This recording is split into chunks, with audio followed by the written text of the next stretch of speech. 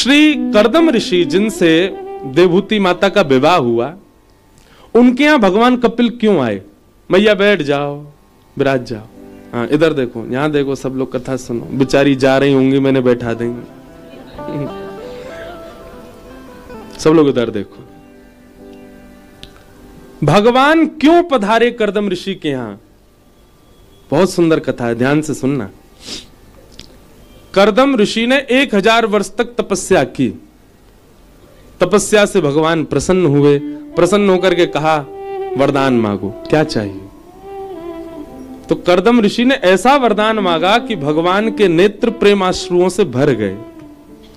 कर्दम ऋषि क्या मांग रहे हैं कि तथा सचाहम परिबोडुकाम समान शीलाम ग्रह मेदधेनुम उपेयवान मूलमशेष मूलम दुराशय काम दुदांग्रिपस्य।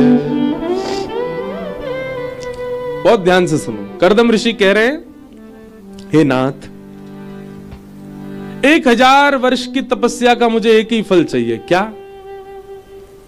मैं जितना आपसे प्रेम करता हूं, मैं जितनी आपकी सेवा करता हूं, मैं जितना आपसे स्नेह करता हूं, मुझसे भी अधिक प्रेम स्नेह, मुझसे भी अधिक प्रेम स्नेह और सेवा करने वाली एक कन्या से मेरा ब्याह हो जाए, ऐसी कृपा कर दो।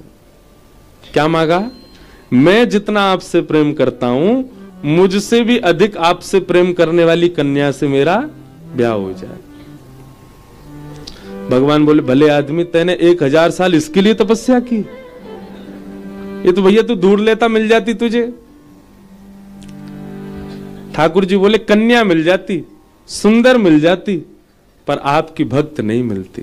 ये तो आप कृपा करके दोगे।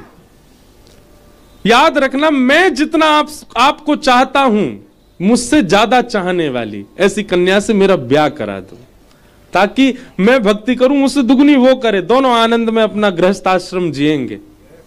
भगवान इतने प्रसन्न हो गए कर्दम ऋषि के वरदान से, ठाकुर जी के प्रेमाश्रु छलक पड़े। भगवान बोले, कर्दम, तुमने जो वरदान मांगा वो पूर्ण होगा।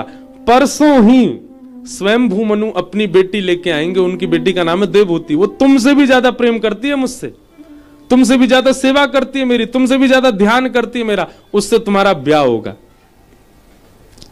अब ये वरदान तो तुमने मांगा, अब एक वरदान मैं अपनी तरफ से दे रहा हूं। बोले, क्या?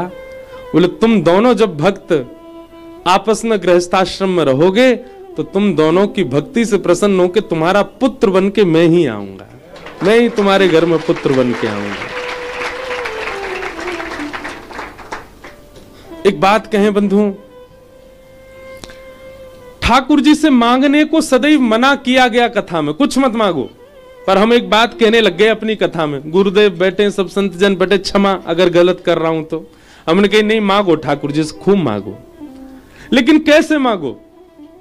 हे ठाकुर जी, ऐसा पुत्र दो जो आपकी खूब भक्ति करे, जो वृंदावन से हमारा जितना स्नेह है उसको और ज्यादा बढ़ा दे, संत जनों के प्रति, गुरुजनों के प्रति खूब सम्मान सेवा करने वाला हो, ऐसा पुत्र दो। ऐसा पुत्र मांगने में कोई हर्जा नहीं। पुत्री प्रदान करो जो भक्तिमती मीराबाई की तरह एक भक्ति की अलग जगा दे पूरे विश्व में। ऐसी पुत्री हमारे घर हो नाथ, ऐसी कृपा करो। याद रहे, फिर जैसा मांगा है ना उसको वैसा ही बनने देना। कहीं पता चला फिर पुत्र हो गया बढ़िया, तो अब उसको भक्ति से दूर ही दूर रख रहे हैं।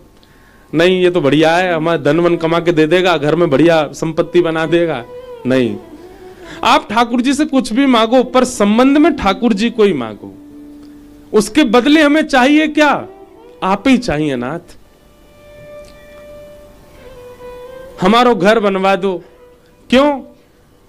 हे नाथ, उस घर में आप विराजो, आप ही ठाट से विराजो, आपकी सेवा हो, आपके सेवक के रूप में हम उस घर में रहा करें, ऐसी कृपा कर दो। घर बन जाएगा, ऐसा जोर को बनेगा महाराज। क्यों? ठाकुर जी के लिए मांगा है।